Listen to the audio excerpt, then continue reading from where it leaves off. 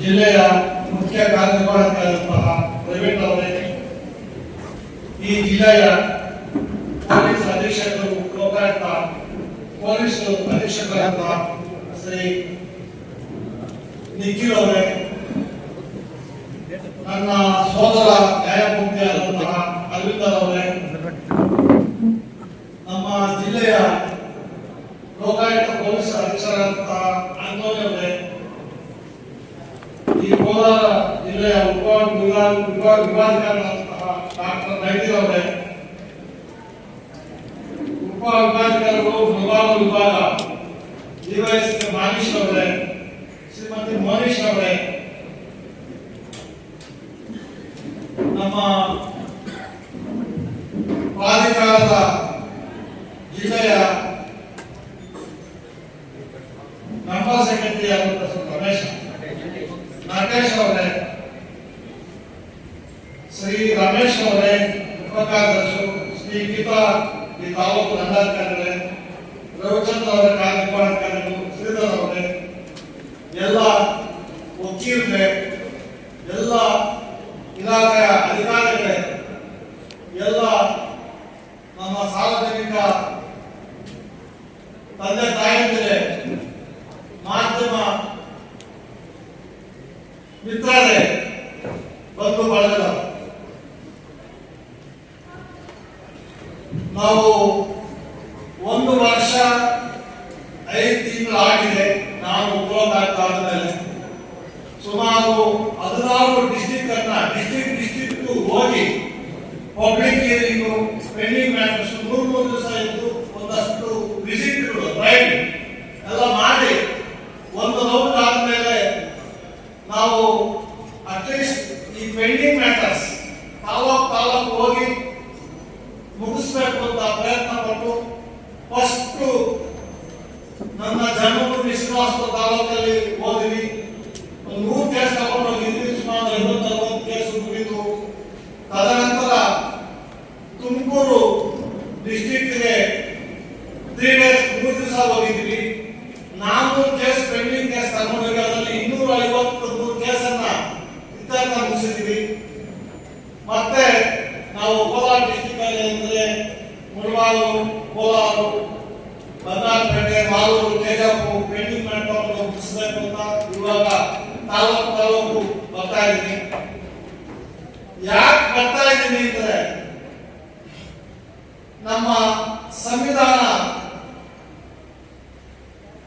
ಹರಿಯಲ್ಲಿ ಎಲ್ಲರಿಗೂ ಸರಿಸಮಾನರು, ಎಲ್ರಿಗೂ ಸರಿಸರಿಯಾದ ನ್ಯಾಯ ಸಿಗಬೇಕು, ಗೌರವದಿಂದ ಬದುಕಬೇಕು. ತಮ್ಮ ಹಕ್ಕುಗಳನ್ನ ಅವರು 79 ವರ್ಷ ಆದರೂ ಇನ್ನ ಹೋರಾಟ ಮಾಡೋ ಪರಿಸ್ಥಿತಿ ಇರಬಾರದು. ಅವರ ಮನೆ ಬಾಗಿಲಿಗೆ ನ್ಯಾಯ ಬರಬೇಕು ಅಂತೇಳಿ ನಾನು ರಾಜ್ಯ ಕಾನೂನು ಪ್ರಾಧಿಕಾರ ಅಧ್ಯಕ್ಷನಾಗಿದ್ದವರು ಎಲ್ಲ ಜಿಲ್ಲೆಗಳಿಗೆ ಹೋಗಿ ತಾಲೂಕು ಆಸ್ಪತ್ರೆಗಳು, ಜೈಲ್ಸ್ ಎಲ್ಲ ಹೋಗಿ ಒಂದು ಅನುಭವ ಇರೋದ್ರಿಂದ ಸ್ವಲ್ಪ ನಮ್ಮ ಜನ ಬೆಂಗಳೂರು ಬರಬೇಕು ಅಂದ್ರೆ ಕಷ್ಟ, ದೂರಗಳಿಂದ ಅಂತ ಹೇಳಿ ನಾವು ಲೋಕಾಯುಕ್ತ ಸಂಸ್ಥೆ ಎಲ್ಲ ನಮ್ಮ ಲೋಕಾಯುಕ್ತರು, ಇನ್ನೊಬ್ಬರ ಸ್ನೇಹಿತರು, ಉಪಲೋಕಾಯುಕ್ತರು, ನನಗೆ 16 ಡಿಸ್ಟ್ರಿಕ್ಟ್ ಬಿಡ್ತಾರೆ. ಎಲ್ಲ ಡಿಸ್ಟ್ರಿಕ್ಟ್ ಹೋಗ್ತಾ ಇದ್ದೀವಿ. ಅಲ್ಲೇ ಮನೆ ಭಾಗಕ್ಕೆ ನ್ಯಾಯ ಕೊಡಬೇಕು. ಸರ್ವರಿಗೆ ಸಮಪಾಲು, ಸರ್ವರಿಗೆ ಸಮಬಾಳು. ಪ್ರತಿಯೊಬ್ಬರಿಗೂ ಆ ನ್ಯಾಯ ಅನ್ನೋದು ಮನೆ ಭಾಗದ ಬರಬೇಕು ಅನ್ನೋ ಉದ್ದೇಶ ಇಟ್ಕೊಂಡು ಅನುಚ್ಛೇದ 14 ಎಲ್ಲರೂ ಸರಿಸಮಾನರು ಸಂವಿಧಾನದಲ್ಲಿ, ಅನುಚ್ಛೇದ 21 ಪ್ರತಿಯೊಬ್ಬ ಮಾನವ, ಪಕ್ಷಿ, ಪ್ರಾಣಿಗಳು, ಮರಗಿಡಗಳು ಗೌರವದಿಂದ ಬದುಕಬೇಕು ಅಂತ ಅನುಚ್ಛೇದ 21. ಅದೇ ರೀತಿ ನಮ್ಮ ಹಕ್ಕುಗಳ ಜೊತೆಗೆ ಪ್ರತಿಯೊಬ್ಬ ನಾಗರಿಕರು ನನ್ನ ಸೇರಿಸಿ ನಮ್ಮ ಕರ್ತವ್ಯ ಪ್ರಜ್ಞೆಯನ್ನ ಮರಿಬೇಕು ಅಂತ ಆರ್ಟಿಕಲ್ ಅನುಚ್ಛೇದ 51A ಕಾನ್ಸ್ಟಿಟ್ಯೂಷನ್ ಇದೆ. ಇಷ್ಟೆಲ್ಲ ಇದ್ದು ಎಲ್ಲೋ ಒಂದು ಕಡೆ ಸರಿಯಾದ ಸಮಯಕ್ಕೆ ಜನರಿಗೆ ನ್ಯಾಯ ಸಿಗ್ತಾ ಇಲ್ಲ ಅಂತ ಸಂವಿಧಾನದಲ್ಲಿ 4 ಅಂಗಗಳಾದ ಕಾರ್ಯಾಂಗ,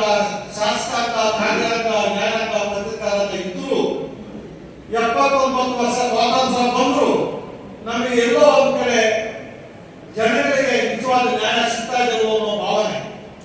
ಅದಕ್ಕೆ ಕೇಂದ್ರದಲ್ಲಿ ಲೋಕಪಾಲ್ ಅಂತ ಬಂದಿದೆ, ರಾಜ್ಯಗಳಲ್ಲಿ ಲೋಕಾಯುಕ್ತ ಅಂತ ಬಂದಿದೆ. ನಮ್ಮ ಲೋಕಾಯುಕ್ತ ಕರ್ನಾಟಕ ಲೋಕಾಯುಕ್ತ ಒಂದು ಪವಿತ್ರವಾದ ಸಂಸ್ಥೆ. ಅದಕ್ಕೆ ಒಂದು ಇತಿಹಾಸವಿದೆ.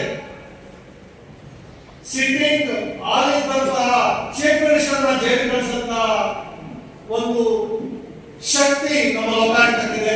ಮಿನಿಸ್ಟ್ರಿಗಳು ಕಳಿಸಿದ್ವಿ, ಆಳಿದ್ದ ಮಿನಿಸ್ಟ್ರಿಗಳನ್ನ, ಆಳಿದ್ದ ಲೋಕಾಯುಕ್ತರನ್ನೇ ರಿಸೈನ್ ಮಾಡಿ ವಾಪಸ್ ಹೋಗುವಂತ ಆ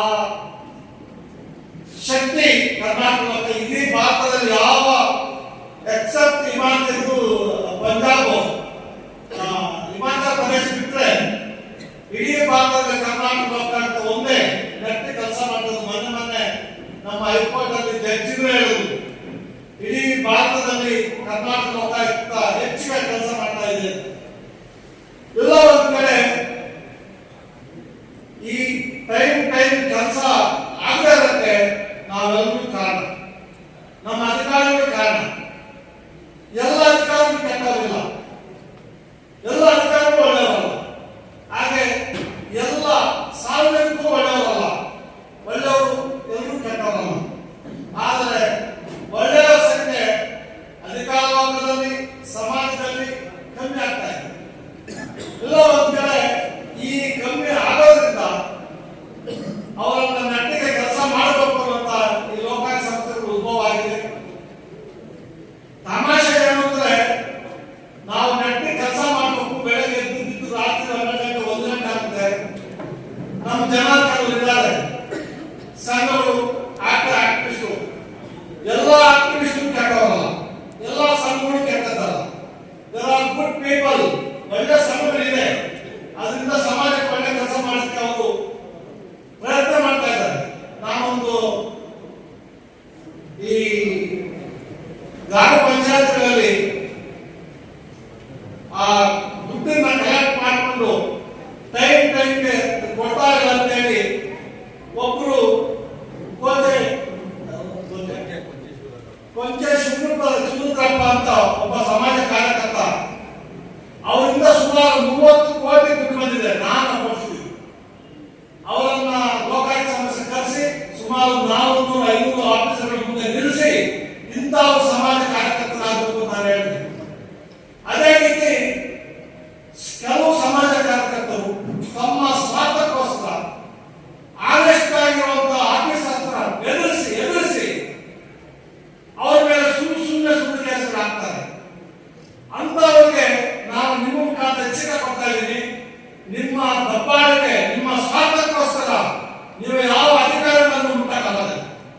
ನನಗೆ ಎದುರಿಸ್ತಾರೆ, ನಿಮಗೆ ಎದುರಿಗೆ ನಾವು ದಬ್ಬದಿಲ್ಲ. ಬ್ರಿಟಿಷರಿಗೆ ಹೆದರ್ಕೊಟ್ಟು ನಾವು ಬ್ರಿಟಿಷರನ್ನ ಒಡೆದೋಡಿ ಸ್ವಾತಂತ್ರ್ಯ ಮಾಡಿದವರು ಭಾರತೀಯರು. ನೀವು ಸ್ವತಂತ್ರ ಬಂದ ಮೇಲೆ ನೀವು ಚೆನ್ನಾಗಿ ಕೆಲಸ ಮಾಡಿ ಬದುಕಿ ಅಂದ್ರೆ ಅವರ ವೃತ್ತಿ ಏನಿಲ್ಲ. ಒಂದು ಫೋಟೋ ಇಟ್ಕೊಳ್ಳೋದು, ನಾನು ಅದೆಲ್ಲ ಗಮನಿಸ್ತಾ ಇದ್ದೀನಿ. ಪ್ರೆಸ್ ಅಲ್ಲಿ ಇಟ್ಕೊಳ್ಳೋದು, ಪ್ರೆಸ್ ಕೆಲಸ ಮಾಡಿಲ್ಲ, ಒಂದೇ ಒಂದು ಫೋಟೋ, ಒಂದು ಕಾರ್ಡ್ ಇಟ್ಕೊಂಡು ಹೋಗೋದು, ಆಫೀಸ್ ಇಟ್ಕೊಳ್ಳೋದು, ಆನೆಸ್ಟ್ ಇಷ್ಟವಾದ ಅಧಿಕಾರಿಗಳನ್ನು ಎದುರಿಸೋದು. ಎಲ್ಲ ಒಂದು ಕಡೆ ನಾನು ಅಧಿಕಾರಿಗಳನ್ನು ಮನವಿ ಮಾಡ್ತೀನಿ, ನೀವು ಆನೆಸ್ಟ್ ಆಗಿದ್ರೆ ನಿಮ್ಮನ್ನು ಯಾವ ಏನು ಮಾಡೋಕ್ಕಾಗೋದಿಲ್ಲ. ಏನು ಅಟ್ಮೋಸ್ಟ್ ಟ್ರಾನ್ಸ್ಫರ್ ಮಾಡ್ತಾರೆ, ಫಸ್ಟ್ ನೀವು ಆನೆಸ್ಟ್ ಆಗಿರ್ಬೇಕು. ನೀವು ಡಿಸಾನೆಸ್ಟ್ ಇದೆಯಾ ಅಂತ ಹೇಳ್ಬಿಟ್ಟು ಅವ್ರು ನಿಮ್ಮನ್ನ ಬ್ಲಾಕ್ ಮೇಲ್ ಮಾಡ್ತಾರೆ. ಅಂತ ಬ್ಲಾಕ್ ಮೇಲ್ ಮಾಡುವಂತಹ ಯಾವುದೇ ಸಾರ್ವಜನಿಕ ಹೆಸರಲ್ಲಿ ಬ್ಲಾಕ್ ಮಾಡುವ ಅಧಿಕಾರ ನಾನು ಕ್ಷಮಿಸೋದಿಲ್ಲ. ನನಗೂ ಕಟ್ ಮಾಡ್ತಾರೆ, ನಾನು ಕೇಳ ಮಾಡಲ್ಲ. 65 ವರ್ಷ ಬದುಕಿದ್ದೀನಿ. ಏನಾಗುತ್ತೆ ಒಂದೊಂದು ಕ್ಷಣಕ್ಕೂ ನಮ್ಮ ಸೈನಿಕರು ಗಡಿಗಳಲ್ಲಿ ಪ್ರಾಣಾರ್ಪಣೆ ಮಾಡ್ತಾ ಇದ್ದಾರೆ. ಅವರಿಗಿಂತ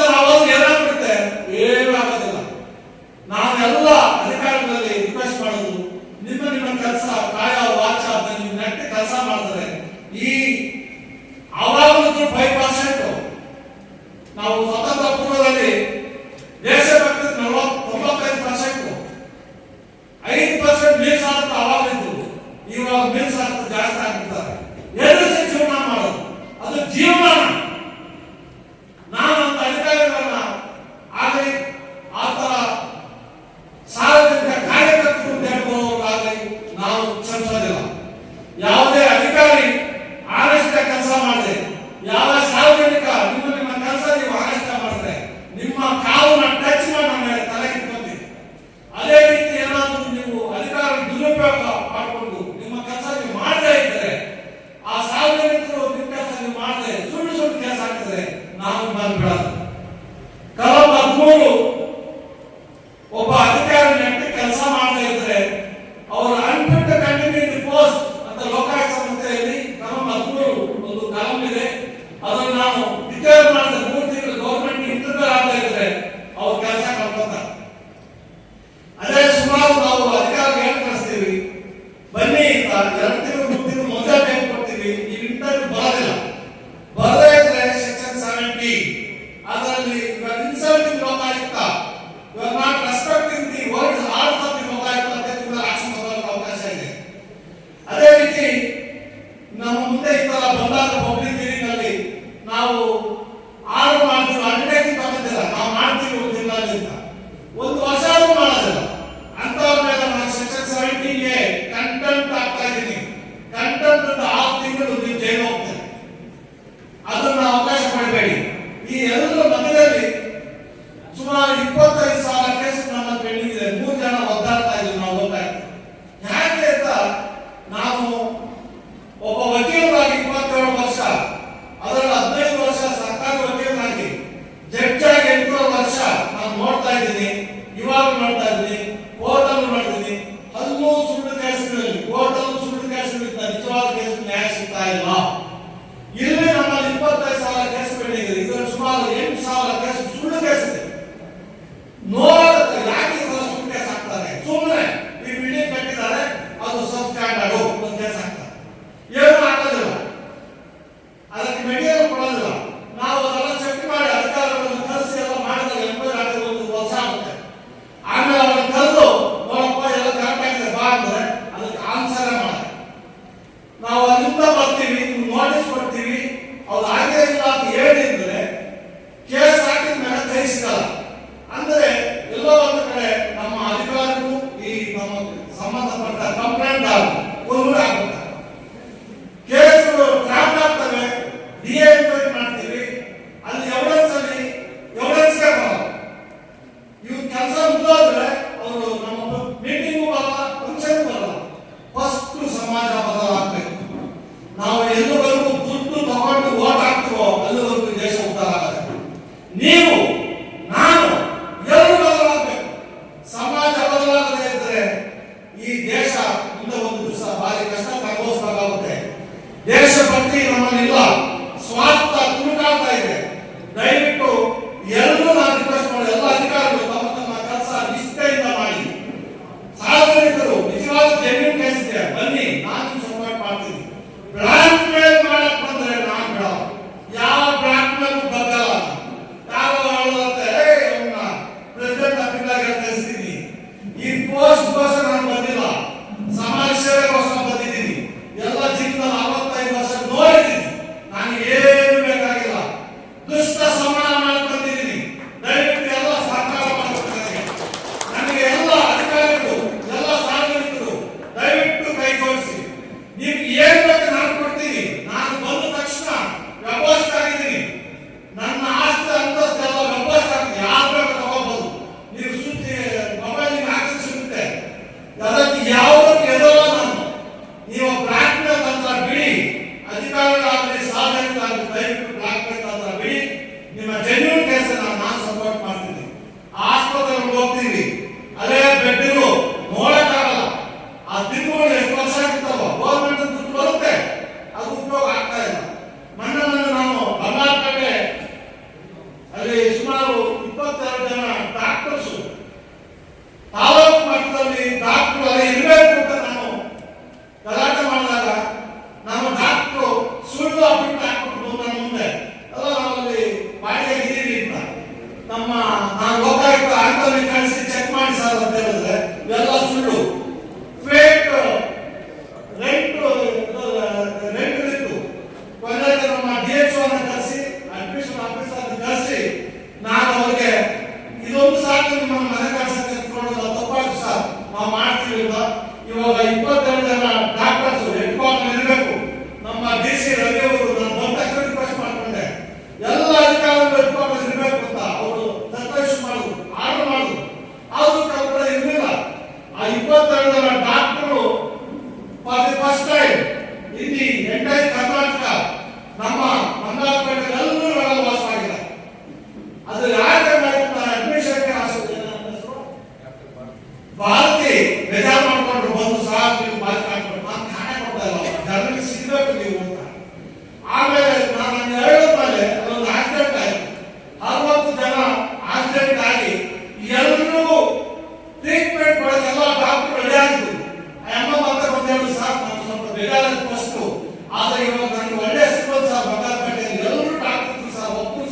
ಬಿಟ್ಟಿಲ್ಲ. ಯಾಕೆ ಅಧಿಕಾರಿಗಳು ಇಟ್ಕೊಂಡಿರ್ಬೇಕು ಅಂತೀನಿ. ಮುಳುಬಾಗಲಲ್ಲಿ ಗೊತ್ತಿಲ್ಲ, DHO ಬೆಂಗಳೂರಿನ ಬರೋರು ನಮ್ಮ DDL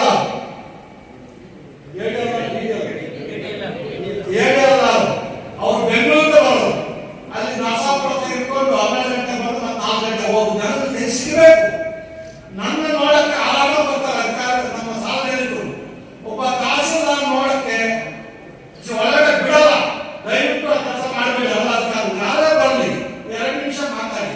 ಆಮೇಲೆ ತಮಾಷೆ ಅಂತಂದ್ರೆ ನಮ್ದು 5:30 ಟೈಮು, ರಾತ್ರಿ 7 8 ಗಂಟೆ ನಾನು ಉಚಿತ ಕಾನೂನು ಸೇವೆ ಜೊತೆಗೆ ಉಚಿತ ಕಾನೂನು ಅವರಿಗೆ ಸಲಹೆ ಯಾರೆಲ್ಲೋ ಬರ್ತಾರೆ.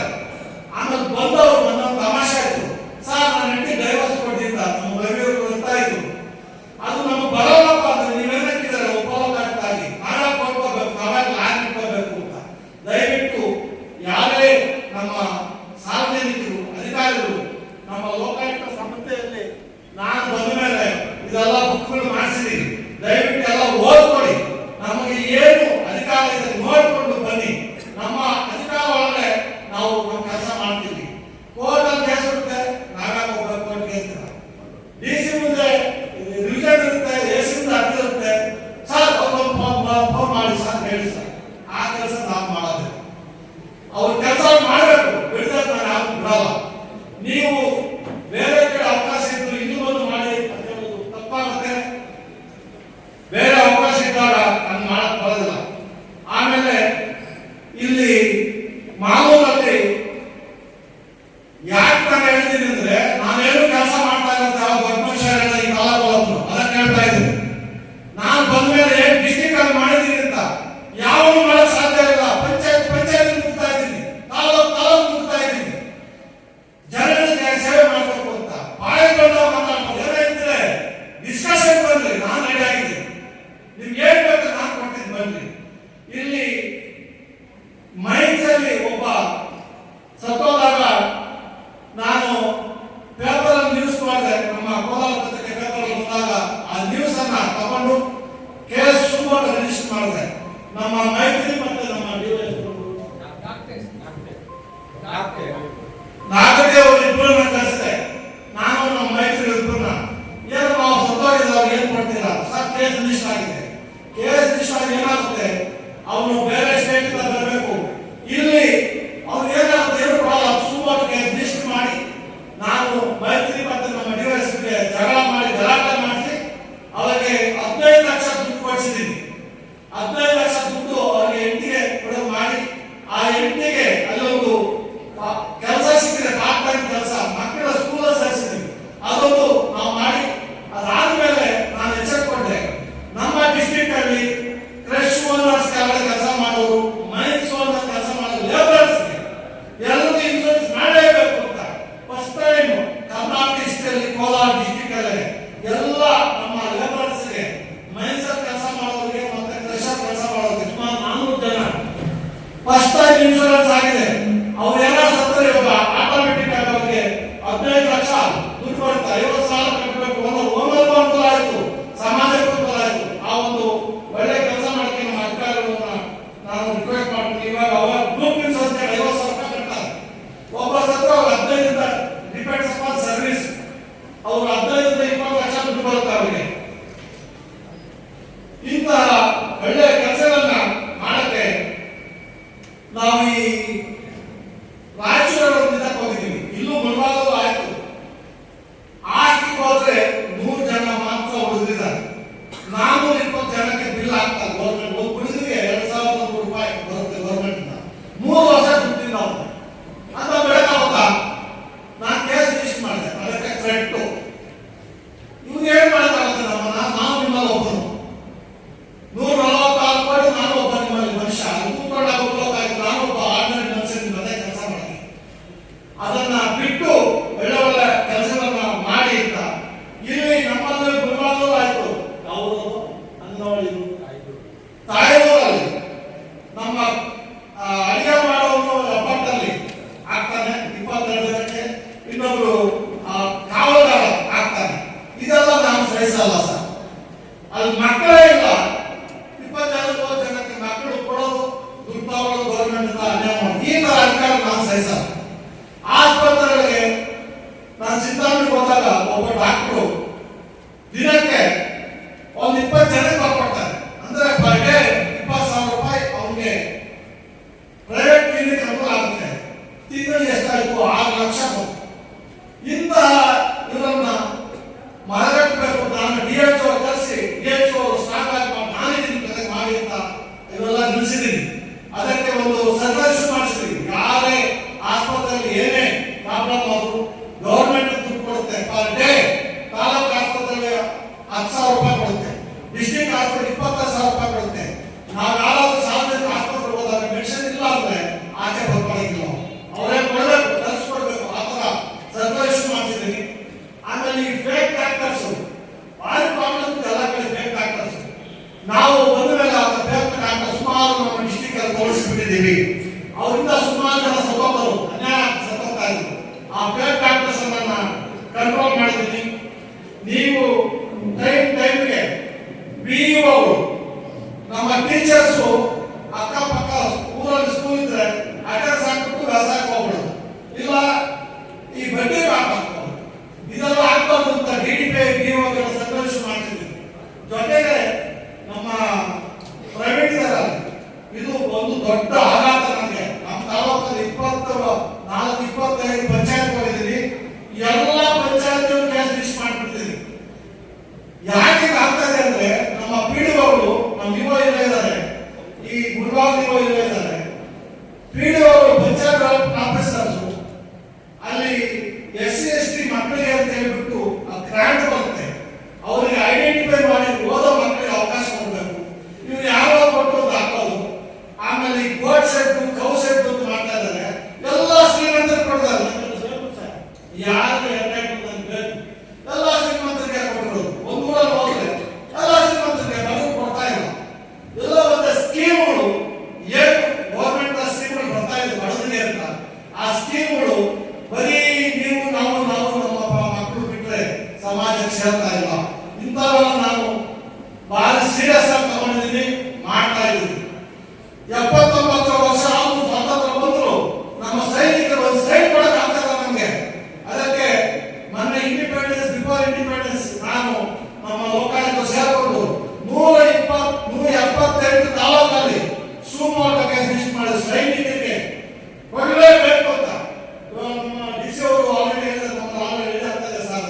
ತಾಲೂಕು ಸೈನಿಕ ಕಾಲೋಗಿ ಮಾಡಕ್ಕೆ ಯಾರು ಮಾಡಿದ ಕೆಲಸ ನಾವು ಮಾಡಿದ್ವಿ. ನಾನು ಬಂದ್ಮೇಲೆ ಆಮೇಲೆ ಬರೀ 500 ಫ್ರೀಡಮ್ ಪಾಯಿಂಟ್ ಅಲ್ಲಿ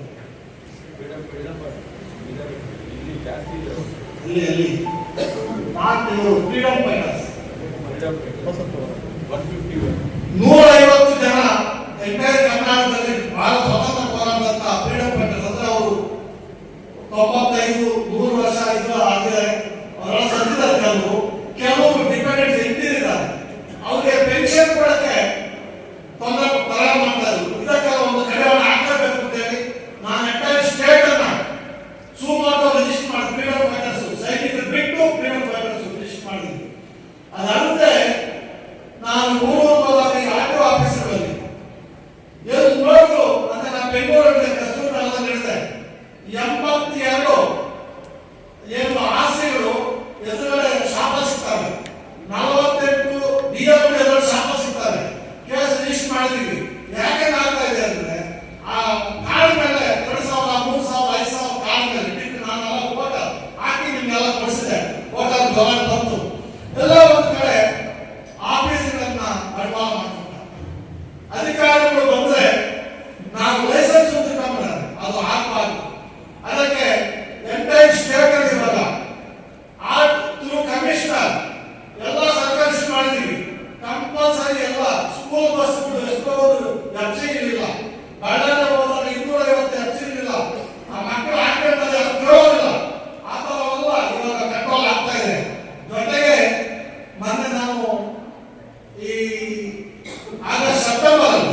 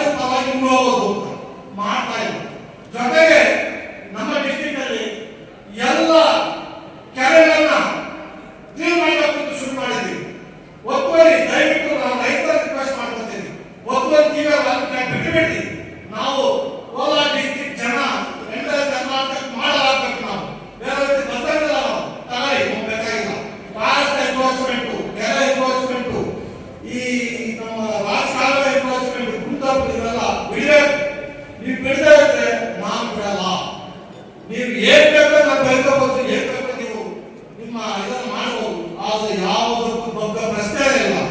ದಂಡಯಾತ್ರೆ ಸ್ಟಾರ್ಟ್ ಮಾಡಿದ ಕೃಷ್ಣ ಸಮಾಜಕ್ಕೆ ನೀವೆಲ್ಲ ಸಹಕಾರ ಮಾಡಬೇಕು ಅಂತ ಹೇಳಿ ಇಷ್ಟೊತ್ತು ಮಾತಾಡೋ ಅವಕಾಶ ಕೊಟ್ಟ ಎಲ್ರಿಗೂ ನಾನು ಧನ್ಯವಾದ ಹೇಳ್ತಾ ನಾಲ್ಕು ಮಾತು ಎಲ್ಲರಿಗೂ ನಮಸ್ಕಾರ ಹೇಳಿ, ಎಲ್ಲ ಅಧಿಕಾರಿಗಳು ದಯವಿಟ್ಟು ಬೇಗ ಬೇಗ ಕೆಲಸ ಮುಗಿಬೇಕು, ನಿನ್ನ ಕೆಲಸ ನೀವು ಮಾಡಬೇಕು. ಸಾವಿರ ಮನೆಗೆ ನಿಮ್ಗೆ ಏನೇ ಮಾಡಬೇಕು, ನಾನೇ ಸಹ ಮಾಡಬೇಕು, ಜನರು ಇರಬೇಕು, ಕೋರ್ಟಲ್ಲಿ ಕೆಲಸ ಮಾಡಕ್ಕೆ ಬರೋದಿಲ್ಲ. ದಯವಿಟ್ಟು ನಮ್ಮ ಈ ಪಾಂಪ್ಲೆಟ್ ಮಾಡಿ ಕನ್ನಡದಲ್ಲಿ ನಿಮಗೋಸ್ಕರ ಓದ್ಕೊಳ್ಳಿ. ಇದು ಕೆಲವೇ ಹೇಳಿದ್ದು ನಾನು ನಿಮ್ಗೆ ಸಹಾಯ ಮಾಡ್ತೀನಿ. ಅದು ಬಿಟ್ಟು ನನಗೆ ಹೆಂಡತಿ ಡೈವರ್ಸ್ ಕೊಡಿ, ನನ್ನ ಹೆಂಡತಿ ಯಾವ್ದು ಕರ್ಕೊಂಡು ಹೋಗ್ಬಿಡ್ತಾರೆ ಅದಕ್ಕೆ ಕರ್ಕೊಂಡು ಬನ್ನಿ, ನೀವೇ ಇವೆಲ್ಲ ದಯವಿಟ್ಟು ಮಾಡಬೇಡಿ. ಅದನ್ನು ಬಿಟ್ಟು ನಮ್ಮ ರಾತ್ರಿ ಒಳಗಡೆ ಏನಿದೆಯೋ ನಾನು ಮಾಡಕ್ಕೆ ರೆಡಿ ಆಗಿದ್ದೀನಿ. ರಾತ್ರಿ 12 ಗಂಟೆಗೆ ನೀವು ಫೋನ್ ಮಾಡಿ ನಾನು ಸಹಾಯ ಮಾಡಕ್ಕೆ ರೆಡಿ ಆಗಿದ್ದೀನಿ. 24/7 ಕೆಲಸ ಮಾಡಕ್ಕೆ ರೆಡಿ ಆಗಿದ್ದೀನಿ. ನಾನು ಯಾಕೆ ಒದ್ದಾಡ್ತಾ ಇದ್ದೀನಿ ಅಂದ್ರೆ ಇದು ನನ್ನ ಜಿಲ್ಲೆ, ನನ್ನ ಜನ್ಮಭೂಮಿ. ಇದಕ್ಕೊಂದು ಏನಾದ್ರು ನಾವು ಎಲ್ಲಾದ್ರೂ ಸಹ ನಿಮ್ಮ ಇಷ್ಟ ಕೊಡ್ತಾರೆ, ಅದಕ್ಕೆ ಬೇಜಾರಾಗಿದೆ. ಬಿಡೋದಿಲ್ಲ, ಯಾರು ಬಿಡೋದಿಲ್ಲ. ಮಂಡ್ಯದಲ್ಲಿ 40, 50, 60 ವರ್ಷ ಯಾರು ಬಿದ್ದಲ್ಲ, ನಮ್ಮ ಕಾವೇರಿ ಪಥ ಹೋಗ್ತಾ ಇದೆ. ಅದಕ್ಕೆಲ್ಲ ಕಾವೇರಿ ಪಥ ನೆಟ್ಟಿದ್ದದನ್ನ ಇದ್ದಾಗಿದೆ. ಅದೆಲ್ಲ ಸರಿ ಮಾಡಕ್ಕೆ ನಾವು ಇದು ಮಾಡಿದ್ರೆ ಆ ಥರ ಇನ್ನೇನೋ ಇದ್ರೆ ದಯವಿಟ್ಟು ನಮ್ಮ ಡಿ.ಸಿ. ಸಾಹೇಬರು, ಪ್ರವೀಣ್ ಸಾಹೇಬರು, ನಿಖಿಲ್ ಸಾಹೇಬರು ಎಲ್ಲ ಅಧಿಕಾರಿ ರಿಕ್ವೆಸ್ಟ್ ಮಾಡ್ತಾ ಇದ್ದೀನಿ. ಯಾರಾದ್ರೂ ಕೆರೆಗಳು ಒತ್ತುವರಿದ್ರೆ ನಿರ್ದಾಕ್ಷಿಣ್ಯವಾಗಿ ಒತ್ತುವರಿ ಬಿಡಿಸಬೇಕು. ಯಾರು ನಾವು ಅವಕಾಶ ಕೊಡೋದಿಲ್ಲ. ಕೆರೆ ಕಟ್ಟೆ ಇಲ್ಲ ಅಂದ್ರೆ ಮುಂದೊಂದು ದಿವಸ ಕಷ್ಟ ಆಗುತ್ತೆ. ಬೋರ್ಗಳು ಹೊತ್ತೋಗಿದೆ. ಮೊದಲೇ ನಮ್ಮ ಬಡಭೂಮಿ, ನಮ್ಮ ಕೋಲಾರ ಡಿಸ್ಟ್ರಿಕ್ಟ್ ಕೆರೆ ನೀರು ಇಲ್ಲ ಅಂದ್ರೆ ನಮ್ಮ ಬೋರ್ಗಳಲ್ಲಿ ನೀರು ಬರೋದಿಲ್ಲ, ಕಷ್ಟ ಆಗುತ್ತೆ.